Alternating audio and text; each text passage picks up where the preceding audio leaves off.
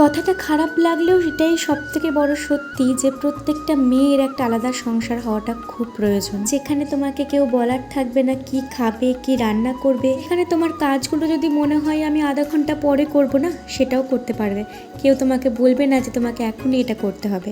তাই প্রত্যেকটা মেয়ের একটা আলাদা সংসারের অবশ্যই প্রয়োজন।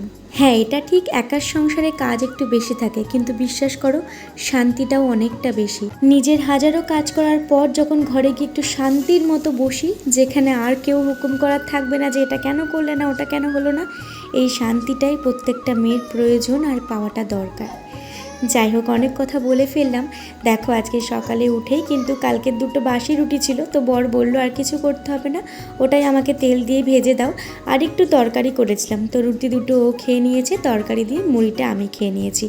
আজকে ভীষণ সুন্দর ঝলমলে রোদ দেখে আর লোভ সামলাতে পারলাম না, প্রায় 10-12 দিন মনে হয় কাছাকাছি করা হয়নি, তাই আজকে কিন্তু কাচতেও দিয়ে দিয়েছিলাম।